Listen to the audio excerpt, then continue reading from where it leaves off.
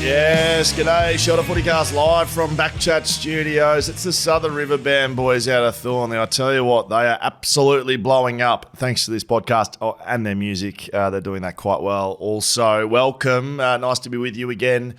Mark Redding's still yet to be sighted. He's lost his bag somewhere in New Orleans, and the search party is out for him and his bags, but God knows where he is. Socials, Shelter FootyCast, you can find us there, footycast at backchatstudios.com.au. You can send us an email. While Skeeter's away, I'd love you to contribute to the show. Big show coming up for you. We've got a review of the top four sides in the AFL this Monday morning. Hopefully you had fun at the launch event for the Left Coast IPA. If you are down in Busselton, I'm sure that was fun. And if you are down there, make sure you get your tickets to San Cisco at Shelter Brewing Co. November 8th. We'll get you there. That'll be a great day for all involved. You can find links at shelterfootycast.com.au for that. Now, make sure if you are getting any beers for this summer period coming up, I know we're a little away from it. It's October, but the weather's been bloody beautiful. You can use the code ShelterFootyCast for 10% off your order online right now. That is shelterbrewing.com.au, ShelterFootyCast at checkout, and that'll get you 10% off. So make sure you do that. Stock your fridge up, get some cold ones in there, and have a bloody ripping time. As we did on Thursday, we're going to cross live to somewhere at Hotel Commune on the east side of Bali. I've probably caught a few barrels, probably been in the gym a little bit and probably eaten and drunk way too much food. But we are going to cross to me live from Bali right now. Schoey, come in. Yeah, g'day. Thanks, Schoey. Still here in Bali. Got to be honest, been 5 of the best days ever. I've not been on social media once. So good luck to me telling you what's going on in the trade period. But I have had time to think. That is one thing I have had time to do. And I've been thinking about footy in some terms. And I do know a little bit about what's about to happen with trade period. And, of course, the draft coming up shortly after that as well. So been trying to do a bit of reconnaissance. Got big Andy Brayshaw news. Yes, I know he's been linked to North Melbourne and St Kilda, and I will update you. This is exclusive stuff to the Shelter FootyCast. I can guarantee you that. Big Andy Brayshaw news on the way. But let's have a look at the current draft order. One thing that caught my eye, right? I'm looking at Gold Coast. I'm looking at GWS, both of whom have 7 picks in the upcoming draft. 7. Right? Gold Coast have got 6, 13, 23, 29, 41, 49, 77. GWS, 15, 16, 21, 37, 52, 55, 73. So we're talking about the West Coast Eagles, right? And we know what's happening with Tom Barras. Spoke about that on Thursday. I think if Geelong had Tom Barras, they'd be holding Hawthorn over the barrel of a gun. I'd like to see West Coast do that in this situation. So we know that they're going to get at least, well, you'd think at least 2 draft picks. But I think you'd be hoping for 2 first-rounders in a second, exactly like Tim Kelly did, because Hawthorn are desperate for Tom Barras. So let's just say they get that. West Coast Eagles coming into this before any trades have 3, 26, and 62. That's it. Here I am banging on about West Coast needing to add a whole bunch of new youth. They've got 3 draft picks. They're going to have to go to extreme amounts of work. I believe pick 67 is on the table for Jack Darling. That's exciting stuff.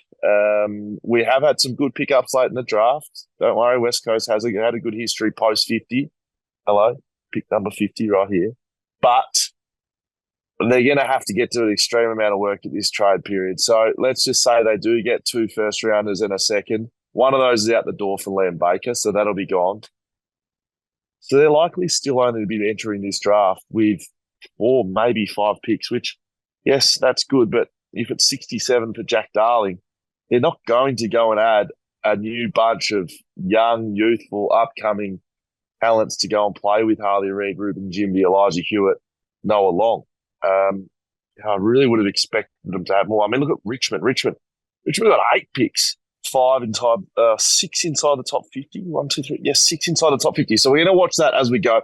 I'm not going to pretend I know what's going on in trade period. Like I said, I've been off social media. It's been an absolute joy. It must be what Mark Reddings feels every day of his life because he has no idea what's going on in that space. However, As I said off the top of the show, some breaking Andy Brayshaw news. Linked to St Kilda, linked to North Melbourne. His hot property. Ryan Daniels tweeting out that lots of teams coming for him. I can confirm live here on the Shelter FootyCast. I had a beer with him in Bali and he's feeling great. Really looking forward to the seasons to come, especially with the Fremantle Dockers. And he bloody loved the Bintang. I can tell you that exclusively here. And I'm sorry, Shelter boys, but you got to get some produce over here if you want me to plug Shelter. Bintang was as close as I could get, boys. I apologise. But I can confirm, shared a beer with Andy Brayshaw, and that's about it. That's the exclusive news I've got. It was good to see him. He was in good form, and that's as good as I've got for trade news here on the Shelter FootyCast. Lots of stuff bouncing around in trade period. I will be back on deck, I believe, with Skeeter on Thursday. I believe. Hopefully you've been seeing the social media updates that I've been putting through to Jaden. Skeeter's running around Central Park, getting changed in the middle of Central Park, doing press conferences out the front of Trump Tower. I believe he got removed forcibly by police force in that regard. But I am looking forward to being back on deck Thursday. If you're a West Coast fan, go well. Freo Dockers. Look, you're sitting pretty. You got 4 picks inside the top 30. This is what I'm talking about with West Coast, right? Fremantle, 10, 11, 18, 30. 4 inside the top 30. And West Coast has 2. They're going to have to get to an extreme amount of work. I think the team sitting prettiest in terms of trade picks right now, draft picks right now, it could possibly be the Freo Dockers. That's why they're going hard for Shea Bolton. Sounds like Chad Warner's not coming. I did tell you here on the Shelter FootyCast that if Sydney won the grand final, Chad would be coming home. And what happened? Sydney got pulverised in the grand final. So Chad Warner remains a Swan. I'm going to take that one to the bank, that one. That was 1,000% correct. And you can't prove me wrong and you can't tell me otherwise. All right, I'm going back to my, I don't know what I've been doing here. Mentally finding myself, I suppose. And look forward to coming back to you bigger and better and refreshed on Thursday. I watched the NRL Grand Final yesterday here at a little restaurant, and that is a brutal game. Well done to the Panthers, 4 in a row. Holy shit! I think the team went 4 in a row here. I don't know if that's been done before in the AFL. That's me done and dusted, guys. I'm going to throw back to myself for the final reviews of the sides that finished at the top of the ladder. Some good stuff coming out here. See you on Thursday. Back to you, Will.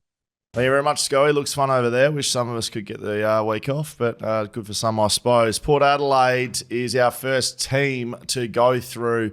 It is 4th placed finish for Port Adelaide after some of their better work later in the season. 17 wins, 9 losses. Overall, a top 4 finish in the AFL is a win for mine.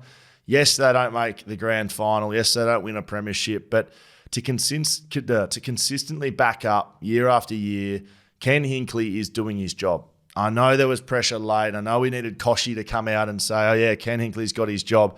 But he is doing his job. I just don't think you can argue against Ken Hinkley getting his side consistently to the top 4. Okay, they make another prelim and they don't get it done and they don't go and win a grand final. But he's doing all he can to tick those boxes. And I think this is moving towards his team and his players more than him. He's got the game plan and the success that other teams would dream of. We heard the bullshit being rattled around by St Kilda president, and you see them not inviting players to the best and fairest. Imagine St Kilda, if they've just been to the top 4 for the last 6 years in a row, or whatever Port Adelaide's done. They would be absolutely scrambling over each other to get one top 4 finish in the last 10 years. So I just think Ken Hinkley's been a great coach, and I think good on him for going again this year. 4th place they finished, 17 wins, 9 losses, top 2 finish. I don't know how much more they can do there other than win a grand final and premiership, but only one team does that every year. And this year, for mine, seemed harder than most to do that. Zach Butters and Dan Houston, All-Australian this year. Both of those great results, although Dan Houston, the latter, seems to be out the door looking for greener pastures, which is surprising. It looks like Port Adelaide have looked after him extremely well.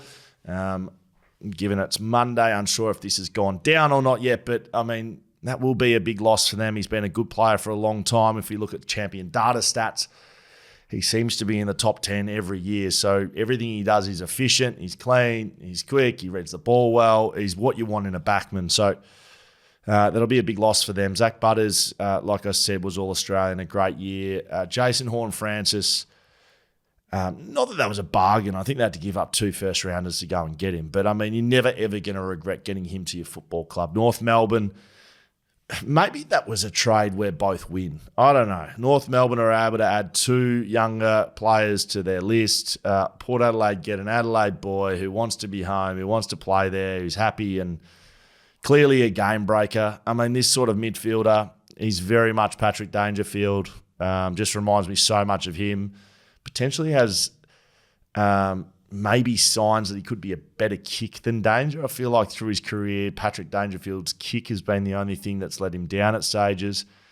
Jason Horne-Francis seems to be doing that very well. And so he's just getting better and better every year. So if you're a Port Adelaide fan, you see him running around for your football club, you're not going to have a problem in the next 10 years.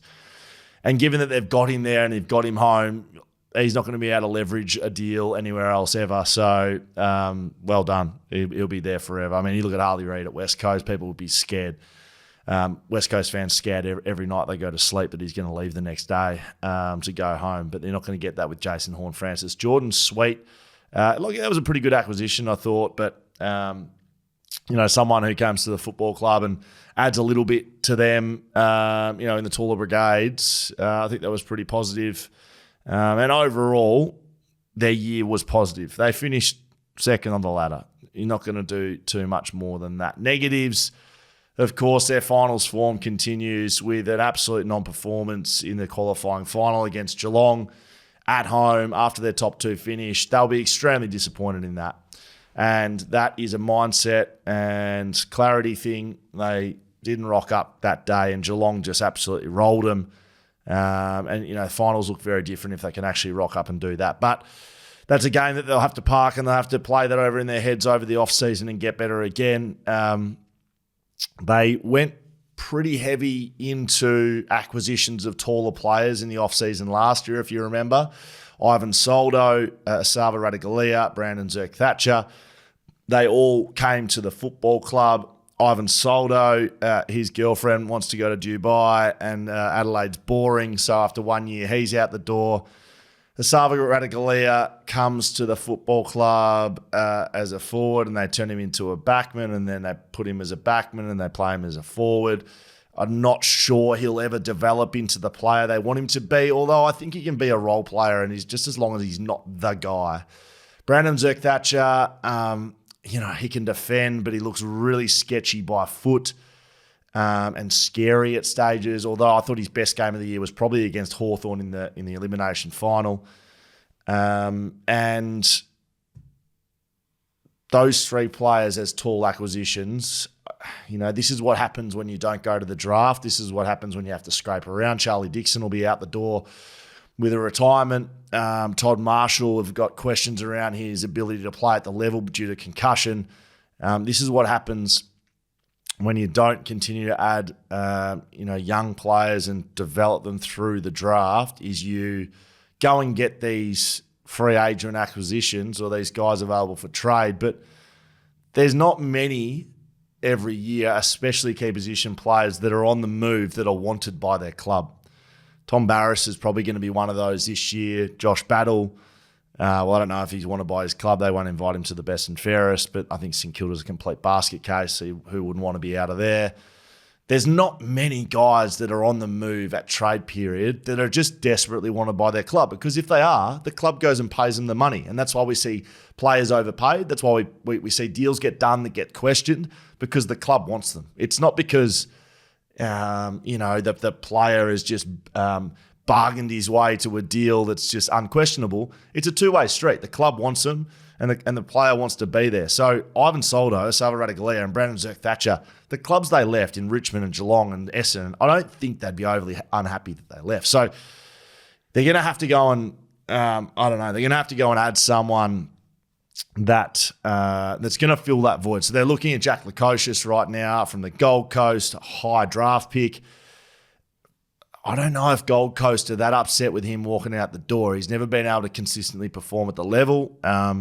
These high draft pick, high talent guys, like, no offense, lads, but that's all you are. If you can't perform at the level, you can't perform at the level. It doesn't matter how talented you are. It doesn't matter in what environment you are. So, hey, I hope it works out for Jack Lukosius, but it's not like he hasn't been given opportunities at the level. It's not because he hasn't been able to get a game at Gold Coast, highly talented that can't get a game. He's a highly talented guy that's been continuously backed in by Gold Coast and hasn't been able to perform at a consistent level. So, to be honest, you can put Jack Lukosius in with Soldo, Radigalea, and Zerk Thatcher as a tall player. He's not a pack crashing forward. He's not going to change your forward line woes, but he's a quality player that might add something to the group. But I think it was a bit of a younger group with some aging players. And does Travis Boak go again? I thought he was impressive in the Hawthorn game. Ken Hinkley, I've praised him off the top, of course, but carried on like an absolute pork chop after Hawthorn. He would have been so embarrassed with that, and you don't want that to be your legacy. So we saw him in the prelim final the next week. They make a prelim, or am I making that up? Yeah, they made a. Mate, I saw him out there shaking hands and carrying on like he was a bloody Hollywood movie star, mate. In the box, do your coaching, shut up. Do your press conference. Know your role and shut your mouth. Thank you very much, Jaden. Right? Just shut up. You're a good coach. You don't have to be a dickhead about it. Seriously. Port Adelaide finished fourth after a top two finish. It's just an A- for mine. They needed to go to they make a prelim, Schoey. Give them an A. Got to give them an A. Top two finish, they make a prelim. Right? And you get an A+ if you can perform at the highest level. And they did. They beat it. Hawthorn were rampaging them in that elimination, that semi-final. And they get it done. They don't perform in a qualifying. Then they get pretty easily beaten by Sydney in a prelim, and that's the season over. I like the A. I'm happy with that. And if people want to argue against it, stick it up, yeah. Geelong finish third. That is right. I was correct. They weren't going to win the flag. I told you this early. Sucked in Riley. Sucked in. Big Geelong man. This will be the longest bloody preview in the whole thing because he loves Geelong. Well, you couldn't get it done, just as I told you. No, it was a good year by Geelong. You got to respect it. 16 wins, 9 losses for a list that I don't really rate very highly, and I don't think that it's the list. It's the culture. It's the coach. It's the game plan. It's clearly the leaders. They obviously instill an ability for these players, talented or not, to come in and play roles, and they just execute. And you cannot disrespect it. And at times I've been disrespectful to this team. So I do apologise, Geelong. But I'm from there, and I can say what I like also. It was pretty good. It was another year, another prelim for Geelong. They continue to do that. Ollie Dempsey wins the Rising Star. Thanks both the MRP and God for that one. So thank you very much, Ollie. He did. So he did. I think he did. That's exactly what he did. I'm not having a go at him. It's what he did. Did he not do that? No, he did. It is funny. Jeremy, no, it's not funny. Jeremy Cameron, All-Australian. He's unbelievable. 64 goals this year. He looks like he lives a great life. Just lives on a farm. Goes like smokes golf balls. Gets out in the field. Literally takes the piss on the field. Looks like he has the best time. Doesn't get angry. Not really a fighter. I love watching Jeremy Cameron play. 64 goals for him, All-Australian, outstanding. Max Holmes, elite, but gee, it was disappointing in that final to have that hammy. Clearly he did it, and almost happy for him they didn't make the grand final. That would have been just a disgrace to see him miss another grand final. Makes me feel sick sometimes seeing those injured players do that. So negative, body didn't quite hold together, but positive, he was outstanding this year. I think most metres gained in the whole AFL. And he wears his socks up, which is beautiful to see. Zach Guthrie, pretty good, brother of, and did pretty pretty bloody good. He's one of about 15 players with blonde hair and a headband, which I reckon they could sort that out over the off-season. Tom Stewart moved more into the midfield. He played a very unique role this year. He'd start at centre bounce and then drop behind the footy. I don't think there was anyone else in the competition doing that, and he excelled. But I will say, of course he did. I mean, no one was going with him. You're not going to start someone else and go forward with him either. So, at stages that worked, at stages it didn't. Sometimes I think just leave your bloke to do what he's done as an All-Australian for the last 20 years and leave him in the back line. He'll continue to be a leader for that football club, though. Lawson Humphries and Sean Manor, both of these guys basically picked up from obscurity. Sean Manor, pretty sure in the mid-season draft, doing his thing for Werribee. If not, it was a rookie draft at the start of the year. He was elite, as was Lawson Humphries. The Lawson Humphries thing, like everyone was saying, he was playing reserves in the Waffle. He was playing reserves because they had an opportunity to play in finals, and they played him there a few times. It wasn't like he wasn't getting a game. But what he was as a junior, he was the captain of Hale. He was an extraordinary leader. He's highly intelligent, and he's clearly just a good football player. I just wish more of these guys got selected. Sean Manor the same. Sean Manor kicked 6 goals in a grand final for Werribee. He had a medical with Fremantle, an interview with Port Adelaide, and even a mid-season draft conversation with Western Bulldogs before finally being chosen by Geelong in the second round of that year's national draft. So he wasn't a mid-seasoner, but he was missed out. Dominated a grand final, gets played him at AFL level, shock and awe, he succeeds. These two guys, well done to the Geelong recruiting team, but we don't need to hear how good they are, and I'm sure they're absolutely owning someone in this year's trade period, just like they did West Coast all those years ago. Shannon Neal, you can't say too much more about him, can you? He took Tom Hawkins' spot in the forward line, and although that's a sad day for Tomahawk, it's a good sign for the Geelong Cats that they had someone come in, could play a little bit in the ruck if needed, but he was able to compete as a forward, and he looks agile and he looks athletic, and we had the opportunity of meeting Shannon in the off-season last year. Seems like a really good fella, and wish all the best to him. Negatives for Geelong, they don't have a ruckman, but to be honest, Riley, just to talk to you because you've written this, you've never had a fucking ruckman, mate. You've literally never had a ruckman. Tell me a ruckman you had. The last ruckman Geelong had was Brad Ottens back in 2006. So it seems like ruckman ain't a concern for you, although you've said it's a negative. I don't know if it is. Patrick Dangerfield needs to play well for you to win sometimes, although he's getting old, so they're going to have to find ways to replace him. Tom Hawkins, Zach Tui retire.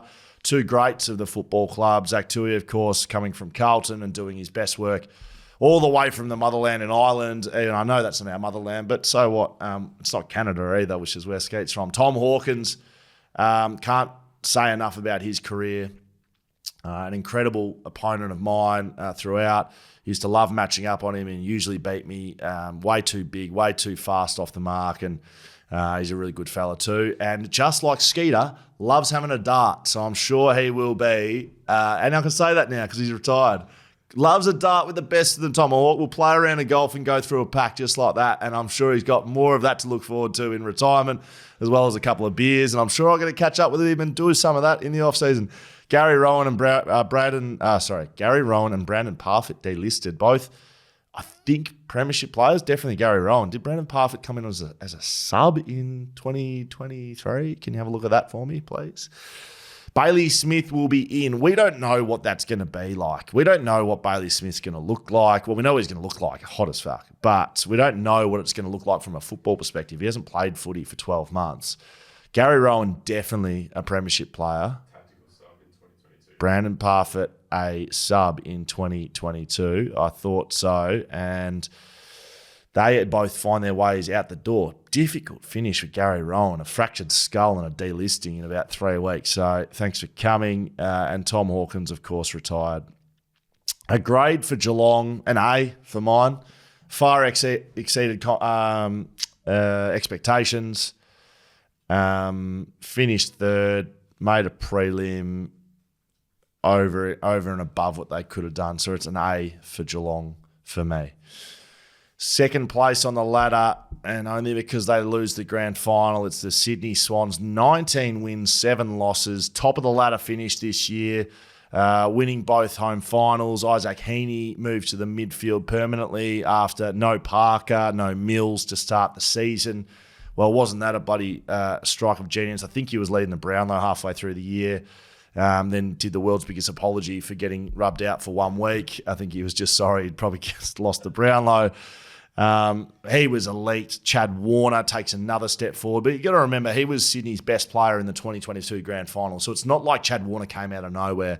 If you do want to listen to an episode with Chad, we did interview him on BackChat. It's a good chat. We did that over 12 months ago. So I will say we're on the Chad early. Errol Goulden. Errol. Wow, he works hard. Andrew Gaff in prime. Prime Gaff v Prime Goulden, because we haven't seen Prime Goulden yet. Prime Goulden's going to beat Prime Gaff, but I reckon right now where they're at, they're very, very similar. Prime Gaff v current Goulden. He's 21 years old. Holy shit, he's going to be a good player. And you look at me like I'm wrong. You have a look at his age. Nick Blakey. 22. Shut up. He must have turned 22 in the last week. What's his birthday? July. Oh, seriously, he's 2 months, bloody 22. Last time I looked, he was 21. Nick Blakey, All-Australian. The Lizard. Very good year from him. How tall do you reckon he is, Jad? No, don't look it up. I know the answer. How tall do you reckon he is? 188. 198. Holy shit, he's not playing in the ruck. He's 196. You don't actually think he's 198. Shut up. Everyone thinks he's smaller than he is. He's bigger than me. He's bigger than you. Brodie Grundy. Yeah, look, that was a good pickup, wasn't it? We always thought that was going to be good, though. The way Sydney play their footy, it's a high stoppage game. Going in and being coached by Dean Cox, I don't know if he could be in a more winning position.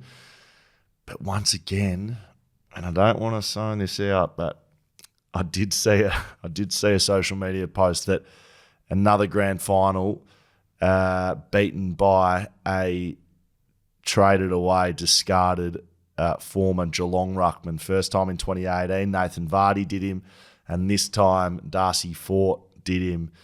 I expected more from him in the grand final. I saw some efforts that were disappointing, but overall his year was very good. Joel Amati, 9 goals versus Adelaide. It was a positive until the horse Longmire took him off. I don't reckon we saw Joel Amati after that, so maybe it was a dint to the confidence. I don't know. I would have let him kick 10 goals, but it was certainly a good game to watch v Adelaide.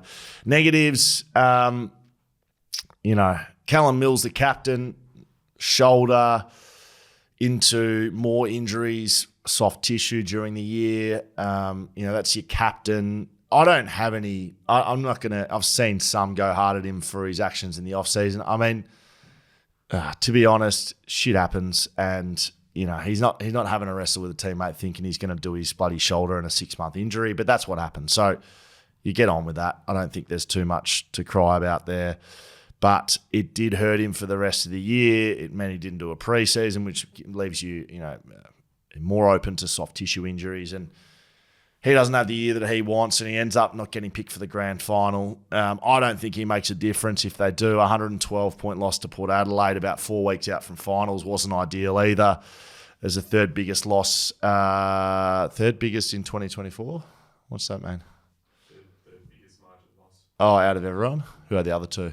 West Coast and North Melbourne? Probably. Richmond and North Melbourne. Oh, well done. Richmond and North Melbourne. Second, it's the second. I saw a stat, and this is from Sir Swamp Thing, so you can't question it. John Longmire has lost 6 games in his whole coaching career by more than 10 goals. 6 only, right? In his whole career. 3 of those have been in grand finals. Now, that doesn't say anything about John Longmire in particular. I just think it's an incredible stat that I couldn't believe he's been like that good a coach to not get blown out only 6 times. But you have to look at it. It's 2 big embarrassing grand final defeats in 3 years, and there's no other way to look at it. It's not been too brutal. It's not. It's nothing else than how it is. You rock up like you did in 2022. You rock up this year in 2024, and you get your pants pulled down in grand final. It has significant repercussions throughout the group. It has repercussions through the coaching staff. It has repercussions through the players. They won't be able to stop thinking about it. Some will use it to motivate. Some will crumple under the pressure. This team will never play together again. Like very, very few either premiership or grand final sides ever play again together. There's always changes, and they'll never get an opportunity back like that. Surprising they didn't learn from 2022. It looked like they couldn't handle the heat, and there is no greater heat in a grand final. Than there is in a grand final, and they could not deal with it. They couldn't go slightly near Brisbane, and Brisbane just absolutely smashed them. And that's a mindset and a mentality thing, and they're going to have to live with that, and that's how that rolls. Luke Parker may be out the door to North Melbourne. I'm sure Clarko's been in his year. He kicks 3 goals in the last quarter of the grand final. He can still play the game, obviously. I don't think he's going to change too much at North, but we'll see how they go. Horse has a 50% win rate in finals, 14-14, has a 66% win loss against Lions, but a 37% win-loss against Fagan. I don't know what any of those means, but thank you very much, Jaden, for your information. I give Sydney... mate, honestly, can you give them an A+? I feel like you can. They were the best side all year. They sat on top of the ladder all year, and they falter in the last game of the season. Fuck it. I'm giving them an A+. No, it's an A+. Don't shake your head at me, mate. It's an A+, top of the class. You know, there's not one A+ that gets handed out in an exam. Like if you get 99 out of 100, it's an A+. Only thing they got one game wrong. Yeah, A+. Oh no, it's the biggest game. So it's the biggest question. They got it wrong. All right, A+. Thanks for coming. Go, mum and dad. They're proud of you. What's that? Biggest question is usually graded. Yeah, it is greater than most, but I give him an A+. Stuff it. I give him an A+. Can't argue against it. And old mate, bloody Joe Biden's not here to tell me otherwise either. Brisbane Lions, first place, 18 wins, 1 draw, 8 losses. Premiers of 2024, redemption from last year. They could have quite easily won the grand final last year, so we could be looking at a 2-time sort of dynasty builder here, but they didn't get it done last year, and they do this year. Chris Fagan, AFL Coaches Association Coach of the Year. You got to pay it. I think what he's been able to do, he's come through significant personal adversity. I think you can only call it that with the media shit show that went on around the Hawthorn race investigation. I don't know exactly where that sits at the moment, but that, however you look at whatever that is, Chris Fagan's the one who's going through it, as well as everyone else, the co-accused and all of that sort of stuff. But he's been through significant personal adversity.